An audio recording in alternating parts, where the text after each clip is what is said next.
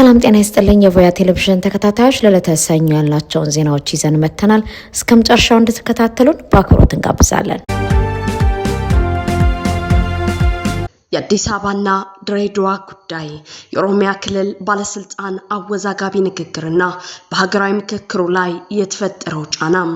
የኦሮሚያ ክልል ምክትል ፕሬዝዳንት አቶ አወሉ አብዲ ክልሉ አዲስ አበባንና ድሬዳዋን ያለምንም ጥርጥር እንደሚጠቀልል መናገራቸውን ተከትሎ ጉዳዩ ከፍተኛ መነጋገሪያ ሆኗል። ምክትል ፕሬዝዳንቱ በአንድ ባለሀብት ቤት በተዘጋጀ ድግስ ላይ ለተሰባሰቡ የኦሮሞ ባለሀብቶች ባደረጉት ንግግር ምንም ጥርጥር እንዳይገባችሁ አዲስ አበባንም ሆነ ድሬዳዋን በእጃችን ለማስገባት ሁሉን ነገር ጨርሰናል ሲሉ መደመጣቸው ተገልጿል። በዚሁ መድረክ ላይ ተሰብሳቢውን በእጅጉ ያስደነገጠው ሌላኛው ንግግራቸው ደግሞ ነፍጠኛውን ኃይል እንዳይነሳ አድርገን እየሰባበርነው ነው፣ ሁሉም ነገር በታሰበለት መንገድ እየሄደ ነው በማለት መናገራቸው ነው። ይበንዲ እንዳለ አዲስ አበባን በተመለከተ ያለው የጠንካራ ፍላጎት በአሁኑ ወቅት እየተካሄደ ባለው የሀገራዊ ምክክር መድረክ ላይ ከፍተኛ ውዝግብና ማጭበርበር አስነስቷል። ገዢው ፓርቲ ኦህዴድ ወይም የኦሮሚያ ብልጽግና ምክክሩን ለፖለቲካ ማስመሰያነት ሊጠቀምበት አስቦ የነበረ ቢሆንም በተሳታፊዎች በኩል ባጋጠመው ያልተጠበቀ ጠንካራ አቋም ምክንያት እቅዱ ፈተና ገጥሞታል። ከተለያዩ ክልሎች የመጡት የምክክሩ ተሳታፊዎችና ኦህዴድ ይደግፉኛል ብሎ ያሰባቸው አባላት ጭምር አዲስ አበባ የሁላችንም ከተማ በመሆኗ የፌደራል ከተማ መሆን አለባት በሚለው ሐሳብ ላይ በጋራ መስማማታቸው ከተማዋን የኦሮሚያ ብቻ የማድረግን አጀንዳ ውድቅ አድርጎበታል። ይህንን ተከትሎ የኦህዴድና ሌሎች የኦሮሞ ድርጅት አመራሮች የድምጽ ብልጫ ለመውሰድ በማሰብ የተለመደውን የክተት አዋጅ ተጠቅመዋል። በሌላ አጀንዳ ላይ ሲወያዩ የነበሩ የገዢው ፓርቲ ካድሬዎች አዲስ አበባን ወደሚያወያየው ቡድን ሰተት ብለው በመግባት አቅጣጫውን ለማስቀየር ጥረት አድርገው ሳይሳካላቸው ቀርቷል። ከዚህ ሙከራ መክሸፍ በኋላ ገዢው ፓርቲ አሳዛኝና አስገራሚ የሆነ አዲስ መከራከሪያ ይዞ ብቅ ብሏል። የምክክር ኮሚሽኑ የተቋቋመው ህገ መንግስትን ጨምሮ ሀገራዊ ህጎችን ለማሻሻል ግብአት ለመሰብሰብ ሆኖ ሳለ የኦህዴድ አመራሮች ግን ተሳታፊዎች የተስማሙበትን አዲስ አበባ የፌደራል ከተማ ትሁን የሚለው ውሳኔ የኦሮሚያንና የኢትዮጵያን ህገ መንግስት አይፈቅድም በማለት ውድቅ ለማድረግ ሞክረዋል። እነዚሁ አካላት ከዚህ ቀደም የኢትዮጵያን ስም ለመቀየር በራሳቸው በኩል በምክክሩ ላይ አጀንዳ አቅርበው እንደነበር የሚያስታውሱት ተሳታፊዎቹ የገዢው ፓርቲ አካሄድ ግብዝነት የተሞላበት መሆኑን ተችተዋል። የራሳቸው ፍላጎት ሲከሽፍ የህግ ባለሙያ ተብዬዎችን በማምጣት ተሳታፊውን ህገ መንግስት ጥሳቸዋል በሚል ለማስፈራራትና ለማሸማቀቅ መሞከራቸው የሀገራዊ ምክክሩ ዓላማ ገዢው ፓርቲ የራሱን ፍላጎት ብቻ ለማጸደቅ ያዘጋጀው የይስሙላ መድረክ መሆኑን አጋልጧል ተብሏል። በትግራይ ታጣቂዎች ላይ በሱዳን ድንበር የደረሰው እልቂትና የዓለም አቀፉ ማህበረሰብ አስቸኳይ ማስጠንቀቂያ። በኢትዮጵያ መንግስትና ከትግራይ ክልል ከተውጣጡ ታጣቂዎች ጋር ለሁለት ቀናት የተካሄደው ግጭትን ተከትሎ የ15 ታጣቂዎች አስከሬን በሱዳን ድንበር አቅራቢያ በሚገኝ ወንዝ ውስጥ መገኘቱ ዘግቧል። አዣንስ ፍራንስ ፕሬስ እንደዘገበው የሕክምና ምንጮችን ጠቅሶ እንዳስነበበውም የአካባቢው ነዋሪዎች 15 ታጣቂዎችን አስከሬን ከሰቲት ወንዝ ውስጥ አውጥተዋል። በተጨማሪም 6 የቆሰሉ ታጣቂዎች በዋድ አልሆላይ ሆስፒታል ተወስደው የሕክምና ክትትል እየተደረገላቸው መሆኑን የሆስፒታል ምንጮች አረጋግጠዋል። የክስተት የዋት ታጣቂዎች ከኤርትራ ይልቅ ለምን ወደ ሱዳን እያመሩ ነው የሚለውን ክሪቲካል ጥያቄ ማስነስቷል። የትግራይ ታጣቂዎች ወደ ኤርትራ ማቅናት የማይችሉት በሁለት አካላት መካከል ባለው የረጅም ጊዜ የጥል ታሪክና ፍጹምነት ባለመኖሩ ምክንያት ነው። በመሆኑም በሀገር ውስጥ ያለውን ወታደራዊ ፖለቲካዊ ጫና ለማቃለል እንዲሁም ከሱዳን የእርስ በርስ ጦርነት ትርፍ ለማግኘት ወደ ሱዳን እያመሩ ይገኛሉ። ይህ እንቅስቃሴ ከሱዳን ጦር በተለይም ከጀነራል አልቡርሃን ኃይሎች ጋር በማበር የጦር መሳሪያ ድጋፍና የጀርባ ደጀን ለማግኘት የታለመ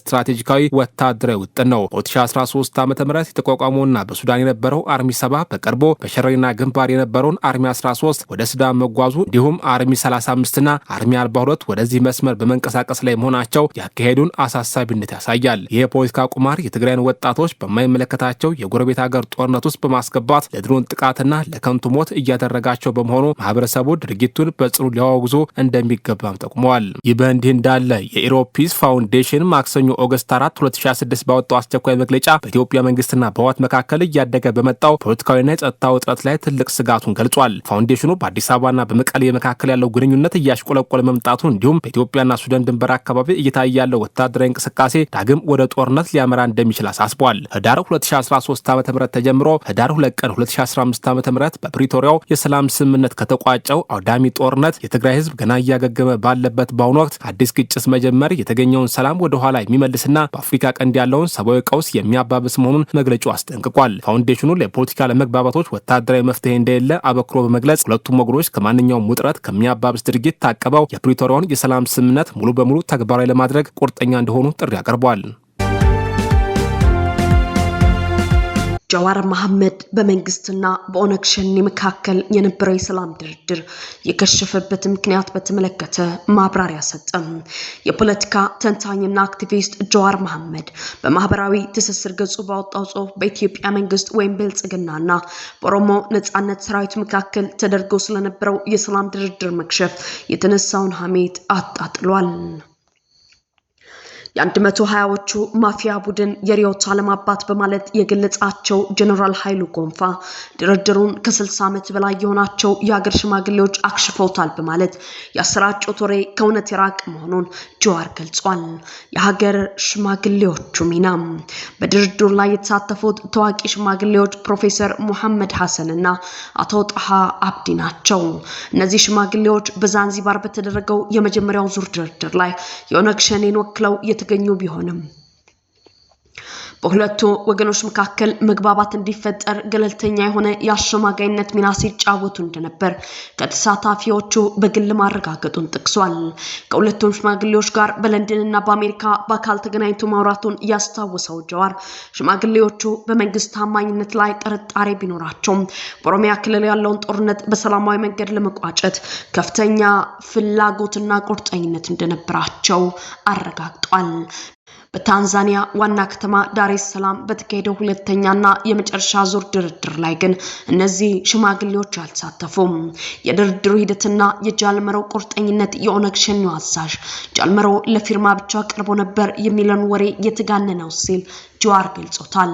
መሮ ወደ ስፍራው ከማምራቱ በፊት በበርካታ ጉዳዮች ላይ ስምምነት ላይ የተደረሰ ቢሆንም ከፍተኛ ደረጃ ያላቸውን አመራሮች ውሳኔ የሚሹ ቀሪ ጉዳዮች እንደነበሩ አስረድቷል። መሮ ትልቅ አደጋ ወስዶ ከጦር ሜዳ በመውጣት ወደ ውጭ ሀገር ማቅናቱ ለሰላም የነበረው ቁርጠኝነት እንደሚያሳይ እንዲሁም ጠቅላይ ሚኒስትር አብይም በመጀመሪያው ዙር ለሰላም በጎ አመለካከት እንደነበራቸው አብራርተዋል። ከዚያ በፊት ለ3 ሳምንታት በመንግስት የጸጥታ ተወካዮች ከመከላከያና ከደህንነትና በሸኔ ተወካዮች መካከል ሲካሄድ የነበረው ድርድር በጥሩ ሁኔታ ሲጓዝ ቆይቶ ጥሩ መግባባት ላይ በመድረሱ ምክንያት ዋናዎቹ አመራሮች በቀሪ ጉዳዮች ላይ የመጨረሻ ስምምነት እንዲያደርጉ መጋበዛቸውንም ጠቅሷል። ድርድሩ ለምን ከሸፈ? ጀዋር ድርድሩ የከሸፈባቸውን ዋና ምክንያቶች ሲያብራራ በመጀመሪያ ጃልመሮ ከምዕራብ ኦሮሚያ እንደወጣ በአካባቢው ከፍተኛ ጦርነት በመከፈቱ ቀደም ሲል ለ3 ሳምንታት ተገንብቶ የነበረውን እምነትና መግባባት እንዳጠፋው ገልጿል። በተጨማሪም ሸኔን እያጠፋን ነው፣ መሮን ወደ ሀገር እንዲገባ አንፈቅድም የሚለው የመንግስት የፕሮፓጋንዳ ዘመቻ ድርድሩን ይበልጥ አወሳስቦታል። በሁለተኛው ዙር ድርድር ላይ የተገኙት የመንግስት አዲስ ተወካዮች ሬድዋን ሁሴንና ጌዲዮን ጢሞቴዎስ ከዚህ ቀደም በነበሩት ተወካዮች የተደረሰውን ስምምነት ውድቅ በማድረግ ውይይቱ እንደ አዲስ እንዲጀመር ጠንካራ አቋም መያዛቸው ሌላው እንቅፋት ነበር። ከዚህ በተጨማሪም በአሸማጋይ ዲፕሎማቶች መካከል የተፈጠረው አለመግባባትና ፉክክር ድርድሩ በማይቀለበስ ሁኔታ እንዲቋረጥ የራሱን ሚና ተጫውቷል። የጀነራል ኃይሉ ጎንፋና የቡድናቸው ሚና የታንዛኒያውን የሰላም ሙከራ በማክሸፍ ረገድ ትልቁን ሚና የተጫወቱት ፕሮፌሰር ሙሐመድና አቶ ጣሃ ሳይሆኑ ጀነራል ኃይሉ ጎንፋና ተባባሪዎቻቸው መሆናቸውን ጀዋር አጋልጧል።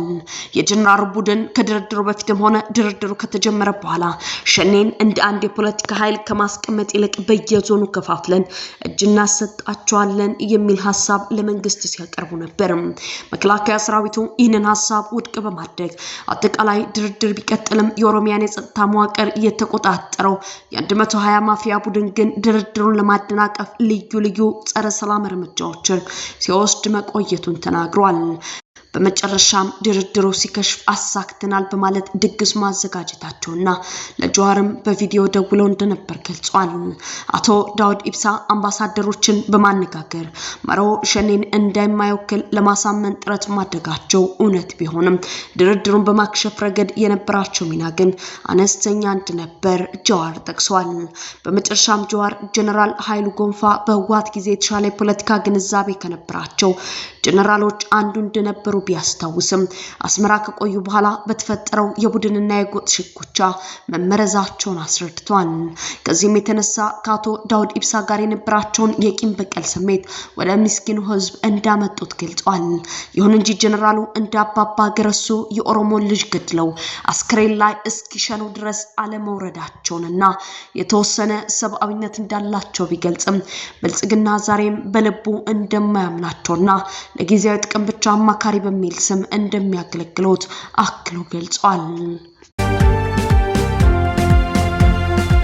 በገዢው ፓርቲ ጫናና ማጭበርበር ምክንያት የሀገራዊ ምክክር ተሳታፊዎች መድረኩን ጥለው ሊወጡ ነው። በአሁኑ ወቅት እየተካሄደ ባለው የሀገራዊ ምክክር ኮሚሽን ሂደት ውስጥ ከባድ የህግ ጥሰቶችና ጫናዎች እየተፈጸሙ ነው በሚል በርካታ ተሳታፊዎች ራሳቸውን ከሂደቱ ለማግለልና መድረኩን ጥለው ለመውጣት ዝግጅት እያደረጉ መሆኑ ተዘግቧል። ተሳታፊዎቹ ሂደቱ የገዢውን ፓርቲ ፍላጎት ህጋዊ ለማድረግ የተዘጋጀ የፖለቲካ ድራማ ሆኗል ሲሉም በጽኑ ተችተዋል። የኦሮሞ ብልጽግና ፓርቲ ቀድሞ የተስማማባቸውን አጀንዳዎች የተለያዩ አደረጃጀቶችን በመጠቀም በድምጽ ብልጫ ለማሳለፍ እያጭበረበረ መሆኑ ተገልጿል። ኮሚሽኑ ለቀረቡለት ቅሬታዎች መፍትሄ ከመስጠት ይልቅ አገዛዙ የሚፈልጋቸው አጀንዳዎች በጥድፊያ እንዲያልፉ ምቹ ሁኔታን እየፈጠረ ነው ተብሏል። በተጨማሪም አጀንዳ ያስረዳሉ ተብሎ የተመደቡት ምሁራን ወገንተኛ የሆኑና የገዢውን ፓርቲ አጀንዳ ብቻ የሚሰብኩ መሆናቸውን ቅሬታው አባብሶታል። በምክክር ሂደት ውስጥ የሚሳተፉ ካድሬዎችና የደህንነት አባላት በተሳታፊዎች ላይ በግልጽ የማስፈራራትና የማሸማቀቅ ስልቶችን እየተጠቀሙ ይገኛሉ። በተለይም ከአማራ ክልል የመጡ ተሳታፊዎች የተለየ ጫና እንደደረሰባቸው አጋልጠዋል። የአማራን ህዝብ ጥያቄዎች በማቃለልና ስልታዊ በሆነ መንገድ እንዲታለፍ ከማድረግ ባለፈ አማራ ጨቋኝ ነበር የሚል ትርክት እንዲንጸባረቅ የኢትዮጵያ ሴቶች እንዲንቋሸሹና በአማራ ላይ የሐሰት ትርክቶች አጀንዳ እንዲሆኑ መሪ ጥያቄዎች መቅረባቸውና ለዚህም የተሰጠ ምላሽ አለመኖሩን ተሳታፊዎች አስታውሰዋል። ከ10 በላይ የህግ ጥሰቶች መፈጸማቸውና ሂደቱ ኢፍትሐዊ በሆኑ ሴራዎች መሞላቱን ያነሱ ተሳታፊዎች የምክክር ሂደቱ ቅቡልነት የሌለው ደረጃ ላይ መድረሱን አስገንዝበዋል። በይስሙላ መድረክ ላይ በመሳተፍ ለገዢው ፓርቲ ውሳኔዎች ህጋዊነት መስጠት ለህዝብም ሆነ ለሀገር ህልውና የሚተርፍ ታሪካዊ ስብራት ያሉት ተሳታፊዎች ይህንን በምክክር ስም የሚካሄድና ችግርን የሚያወሳስብ ሴራ ለህዝብና ለዓለም አቀፍ ማህበረሰብ እንደሚያጋልጡ አስታውቀዋል። በአሁኑ ሰዓትም በርካታ የምክክሩ ተሳታፊዎች ራሳቸውን ከሂደቱ ስለሚያገሉበት ሁኔታ እየተወያዩ ሲሆን ከምክክር ሂደቱ የመውጫ ማኒፌስቶ ኤግዚት ማኒፌስቶ እያዘጋጁ መሆናቸውም ታውቋል። የብርን የምንዛሬ ተመን ማውረድ በተራው ኢትዮጵያ ላይ ከባድ የኑሮ ጫና ማሳደሩ ተገለጸ። የቀድሞው የዓለም ባንክ ፕሬዝዳንት ዴቪድ ማልፓስን ሀሳብ ዋቢ በማድረግ ክብሩ ገና ባወጡት ትንታኔ በኢትዮጵያ እየተተገበረ ያለው የኢኮኖሚ ማሻሻያና የገንዘብ ፖሊሲ በተራው ዜጋ ላይ እያስከተለ ያለው ጫና በጽኑ ተችተዋል። የኢኮኖሚ ቃላቶች እንደ ማረጋጋት፣ ሊበራላይዜሽን፣ የገበያ መተማመንና ተለዋዋጭ የምንዛሬ ተመን የመሳሰሉት ዘመናዊነትና ኃላፊነት የሚያንጸባርቁ ቢመስሉም ከዚህ መረጋጋት ተጠቃሚው ማን ነው የሚለው ጥያቄ ግን ክሪቲካል መሆኑን ጽሑፉ ያነሳል። የኢትዮጵያ መንግስት የብርን የምንዛሬ ተመን በገበያ እንዲወሰን ማድረጉ የማይቀር አማራጭ እንደነበር ይከራከራል። ዓለም አቀፍ የፋይናንስ ተቋማት ይህንን በመደገፍ የውጭ ምንዛሬ ገበያው በነጻነት እየሰራ መምጣቱን፣ የውጭ ንግድ ገቢ መጨመሩን፣ የዋጋ ግሽበት ከነበረበት ከፍተኛ መጠነኛ መሻሻል ማሳየቱን እንዲሁም የዕዳ ሽግሽግ ሂደቱ እርምጃ እያሳየ መሆኑን እንደ አበረታች ውጤቶች ይጠቅሳሉ። ይሁን እንጂ እነዚህ ማሻሻያዎች የዜጎችን ድህነት እንዳባባሱና የተራው ኢትዮጵያዊ የመግዛት አቅም በከፍተኛ ሁኔታ እንዳዳከሙ የቀድሞው የዓለም ባንክ ፕሬዝዳንት ሞግተዋል። ክብሩ ገና በጽሁፋቸው እንዳስገነዘቡት እነዚህ ሁለት ተቃራኒ የሚመስሉ ሀሳቦች ስኬትን ከሚለኩበት መነጽር አንጻር የሚለያዩ እንጂ የሚጣረሱ አይደለም። አንደኛው የማይክሮ ኢኮኖሚ ተቋማትን ጤንነት ሲለካ፣ ሌላኛው ደግሞ የህብረተሰቡን ተጨባጭ የኑሮ ሁኔታ ይለካል። አንድ ሀገር ያደገች የምትባለው የምንዛሬ ተመኗ በነጻ ገበያ ስለተመራ፣ የባለሀብቶች መተማመን ስለጨመረ ወይም የዕዳ ሽግሽግ ስለተደረገ አይደለም። እነዚህ ግቡን መምቻ መንገዶች እንጂ ራሳቸውን የቻሉ ግቦች አይደሉም። የጽሁፍ አቅራቢው እንዳስቀመጡት የእውነተኛ እድገት መለኪያዎች የምርት አቅም መስፋፋትና የሰራተኞች ምርታማነት ማደግን፣ የኢንዱስትሪዎች አቅም መጎልበትን፣ የአርሶ አደሩ ምርት መጨመርን፣ ወጣቶች ትርጉም ያለው የስራ ዕድል ማግኘታቸውን እንዲሁም ሀገሪቱ በውጭ ፋይናንስ ላይ ያላት ጥገኝነት መቀነሱን ያካትታል። ታሪክ እንደሚያስተምረው የበለጸጉ ሀገራት መጀመሪያ ገበያቸውን በማስተካከል ሳይሆን ምርቶቻቸውን በማሳደግ ስትራቴጂካዊ ኢንዱስትሪዎቻቸውን በመጠበቅና የቴክኖሎጂ አቅማቸውን በመገንባት ነው ሀብታም የሆኑት። ኢትዮጵያ ግን አሁን ላይ የፋይናንስ ማሻሻያውን በማስቀደም መዋቅራዊ ሽግግሩን ወደ ኋላ በመተው የተገላቢጦሽ መንገድ እየተጓዘች መሆኗን ጽሑፉ ይተቻል። የእነዚህ የኢኮኖሚ ማሻሻያ ጫና የሚሸከሙት ዓለም አቀፍ አበዳሪዎች የፋይናንስ ተቋማት ወይም ሀብታቸው ዋጋ በሚጨምርበት ንብረቶች የተጠበቀላቸው አካላት አይደሉም። ይልቁንም የኢኮኖሚ ማሻሻያ ጫና በዋናነት የሚያርፈው በደሞዝ ተከፋዮች፣ በአነስተኛ የንግድ ተቋማት፣ በሸማቾች፣ ከውጭ የሚገቡ ግብዓቶች ውድ በሆነ ዋጋ በሚገዙ አርሶ አደሮችና እጅግ ውድ ወደሆነው የስራ ገበያ አዲስ በሚቀላቀሉ ወጣቶች ላይ ነው። በመሆኑም እነዚህ የኢኮኖሚ ድንጋጤ መቋቋም አቅም የሌላቸው የህብረተሰብ ክፍሎች ለማክሮ ኢኮኖሚ መረጋጋት ዋነኛ ፋይናንስ አድራጊዎች ሆነዋል። ምንም እንኳን ይህ ጫና ጊዜያዊ መስዋዕትነት ተብሎ ቢቀርብም ጊዜያዊ መስዋዕትነቶች ወደ ቋሚነት የመቀየር አዝማሚያ እንዳላቸው ታሪክ ያሳያል። እርግጥ ነው የትኛውም ሀገር ስር በሰደደ የዋጋ ግሽበት፣ በተዛባ የምንዛሬ ተመንና ሊቋቋመው በማይችለው የህዝብ ፋይናንስ ውስጥ ሆኖ ሊበለጽግ አይችልም።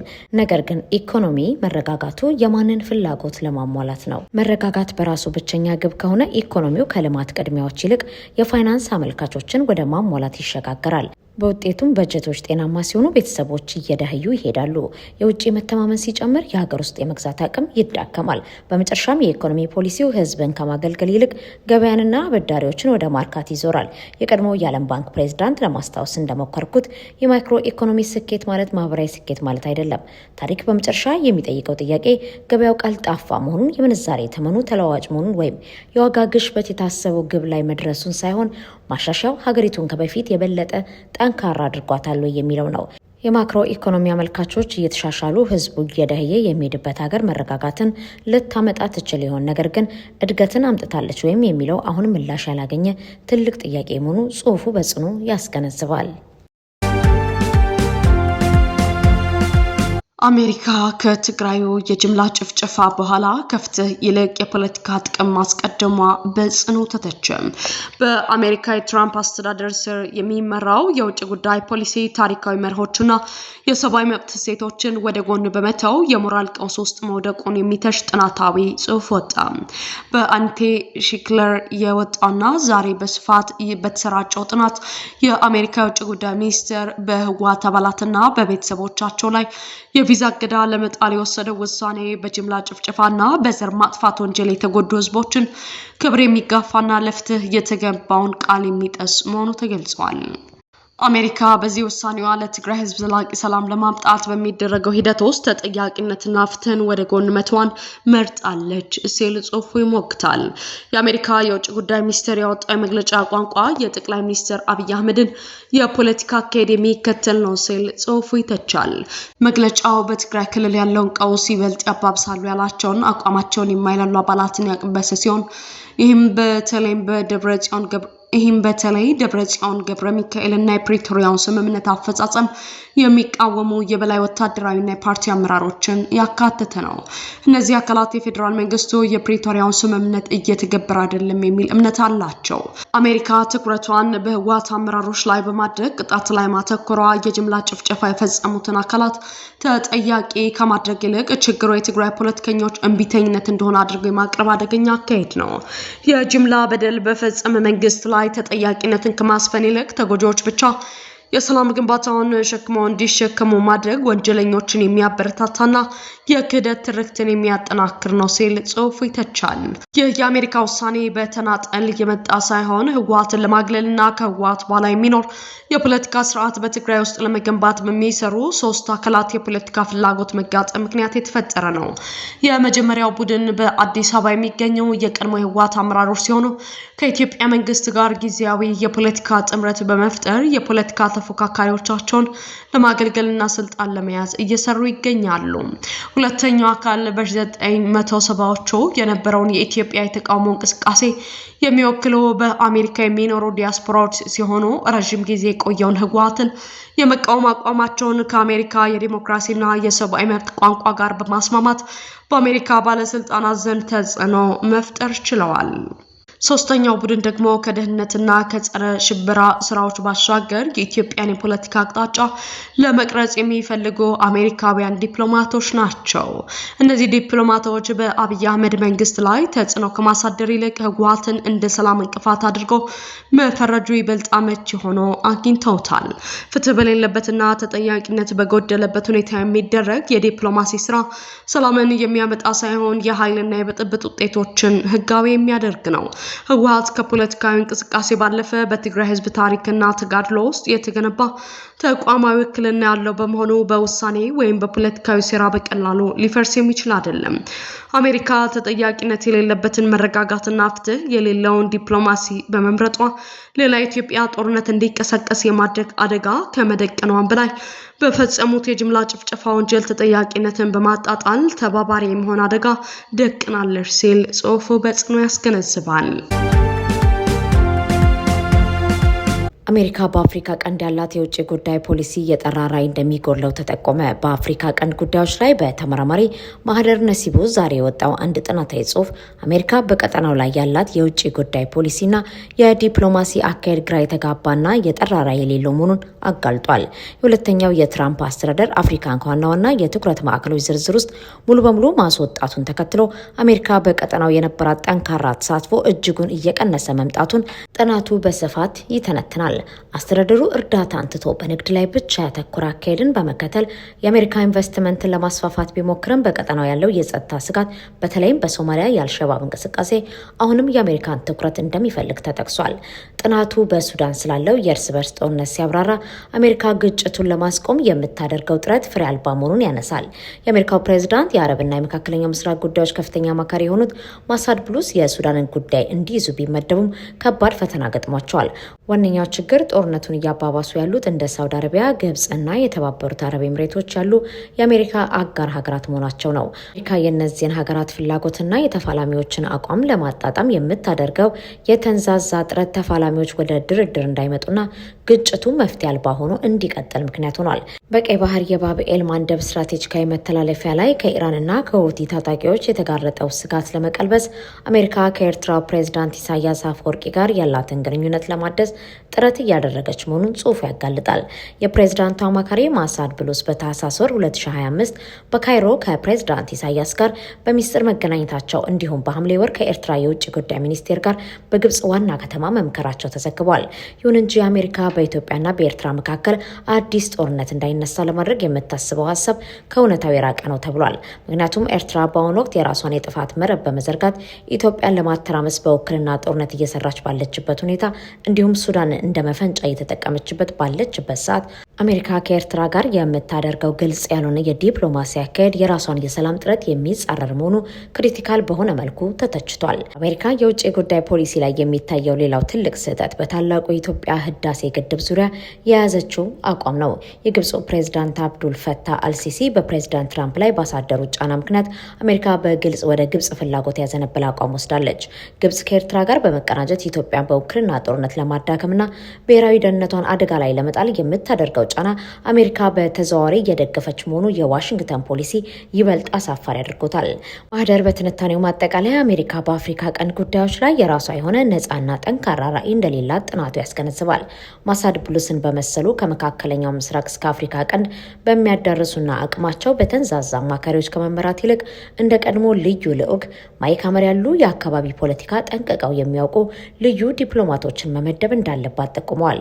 ከምንም በላይ ደግሞ አሜሪካ የራሷን ጥቅም ከአጋሮቿ ማለትም ከግብጽና ከባህረ ሰላጤው ሀገራት ፍላጎት ጋር መለየትና ለቀጠናው የሚመጥን ወጥ የሆነ ስትራቴጂ መቀየስ እንዳለባት ጥናቱ በጽኑ አሳስቧል። የነ ሰራዊት ፍቅሬ ዋስትና ሊነሳ ይሆን? የፊታችን ሮብ የሚጠበቀው አሳሳቢ የፍርድ ቤት ውሳኔ። በፌንቴክ ኢንቨስትመንት ማጭበርበር ወንጀል ተጠርጥረው በዋስትና ላይ የሚገኙት እነ አርቲስት ሰራዊት ፍቅሬ ጉዳይ አሁን ወደ ሌላ አሳሳቢ ደረጃ ተሸጋግሯል። አርቲስቶቹ በእጃቸው ላይ ያለውን የፍርድ ቤት ሂደት ወደ ሚዲያ በማውጣታቸው ያልታሰበ አደጋ አንዣቧል። ለጉዳዩ ቅርበት ያላቸው ሚስጥራዊ ምንጮች እንደጠቆሙት አቃቤ ሕግን የሚዲያ ቃለ ምልልስ ተከትሎ የፊታችን ሮብ ሐምሌ 29 ቀን በሚኖረው ችሎት የተሰጣቸው የዋስትና መብት ይነሳልኝ የሚል ከባድ አቤቱታ ያቀርባል ተብሎ በጉጉት እየተጠበቀ ነው።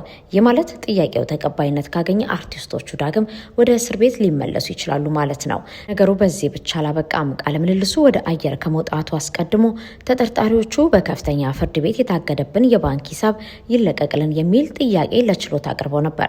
ፍርድ ቤቱም ጥያቄውን ከተመለከተ በኋላ አቃቤ ሕግ በዚህ የገንዘብ መለቀቅ አቤቱታ ላይ የራሱን አስተያየት ይዞ ሐምሌ 29 ቀን ፍርድ ቤት እንዲቀርብ ትዕዛዝ ሰጥቷል። አርቲስቶቹ የታገደባቸው ገንዘብ አስለቀቀው በነፃነት መንቀሳቀሳቸውን ይቀጥላሉ ወይስ የሚዲያ ላይ ቆይታቸው ዋጋ አስከፍሏቸው ዋስትናቸው ተነጥቆ ከባድ ኪሳራ ውስጥ ይገባሉ? የፊታችን ሮብ የሚሰጠው የፍርድ ቤት ውሳኔ የጉዳዩን የመጨረሻ እልባት የሚያሳይ ይሆናል። የሱዳን ጦር ኃይል የዓመት ከማለቁ በፊት ጦርነቱ ይጠናቀቃል አለ። የሱዳን ጦር ኃይል ዋና አዛዥ የሆኑት ያስር አልአታ ባደረጉት ንግግር በሁሉም ጦር ግንባሮች በተመሳሳይ ጊዜ የማጥቃት ዘመቻ እየተካሄደ መሆኑን ገልጸዋል። ትላንት እንዳደረጉት በተገለጸው በቪዲዮ በተሰራጨው በዚህ ንግግራቸው በአሁኑ ወቅት በሁሉም አቅጣጫ ወደፊት የመገስገስ ንድፈ ሐሳብን ተግባራዊ እያደረግን ነው። ይህ ስልት ከዚህ ቀደም ካርቱም ግዛትን መልሰን ስንቆጣጠር የተጠቀምንበት መሆኑ ይታወቃል ብለዋል። ጨምሮም አሁን እየሰራ ያለነው ይህ ዓመት ከማለቁ በፊት ጦርነቱን ለማጠናቀቅ ነው። በአመቱ መጨረሻ ላይ አንድም የጃንጁዊድ ተዋጊ አይኖርም ያሉ ሲሆን ጃንጁዊድ በማለት የገለጹት ተፋላሚያቸውን ፈጥኖ ደራሽ ኃይል ነው። አልአታ ይህን አስተያየት የሰጡት ሰራዊታቸውና አጋሮቻቸው በሰሜናዊ ኮርዶፋን የሚገኘውን ዋናውን አውራ ጎዳና መቆጣጠሩን ካስታወቀ ከቀናት በኋላ ነው። በሌላ በኩል የጦር ኃይሉ ድር እያደረገ መሆኑን ካስታወቀ በኋላ የተቀናቃኙ ኃይል መሪ መሐመድ ሐምዳን ዳግሎ ሰራዊታቸው መልሶ ማጥቃት እንዲያደርግ ትዕዛዝ መስጠታቸው ይታወቃል። ዳግሎ ባደረጉት ገለጻም እቅዳችን መልሰን ካርቱምን መያዝ ነው ማለታቸው ተዘግቧል።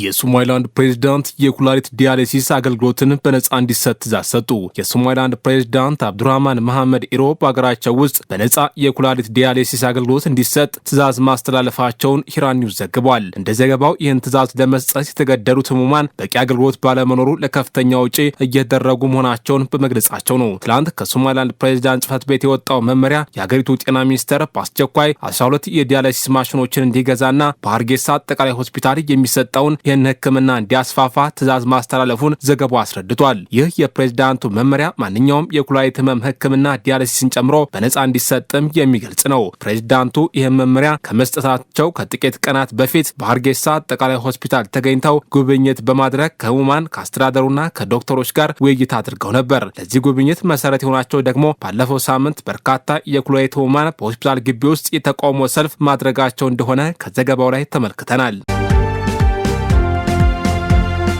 ዜሌንስኪ የአሜሪካ አምባሳደራቸውን አባረሩ። ፕሬዚዳንት ቭላዲሚር ዜሌንስኪ በአሜሪካ የዩክሬን አምባሳደር የሆኑት ኦልጋ ስቴፋንሺያን ከኃላፊነት አንስተዋል። አምባሳደሯ ከስልጣን መነሳታቸው ይፋ ያደረጉት በፕሬዚዳንቱ ጽህፈት ቤት በኩል ትላንት ምሽት ባወጡት አዋጅ ነው። አምባሳደር ስቴፋንሺያ በፌስቡክ ገጻቸው ከኃላፊነት ለመነሳት ጥያቄ ያቀረቡት ራሳቸው መሆናቸውን ገልጸው በዋሽንግተን ቆይታቸው በሰጡት አገልግሎት በህይወት ዘመናቸው ትልቅ ክብር እንደሚሰማቸው አስታውቀዋል። ጨምሮም በኃላፊነት ዘመኔ አሜሪካ የምታቀርብልን የጦር መሳሪያ እንዲጨምርና በዋሽንግተን ያለው የፖለቲካ ድባብ ለእኛ የወገነ እንዲሆን ትልቅ ስራን ሰርቻለሁ ብለዋል። ፕሬዚዳንት ዜሌንስኪ በአምባሳደሯ ምትክ ማንን እንደሰየሙ ያሉት የለም። ይህ እርምጃ ፕሬዚዳንቱ በዩክሬን መንግስት ውስጥ የጀመሩት መጠነ ሰፊ ሹምሽር አካል ሲሆን የዩክሬን ሚዲያዎች ግን አምባሳደሯ በሙስና ምርመራ እየተደረገባቸው መሆኑን ዘግበዋል።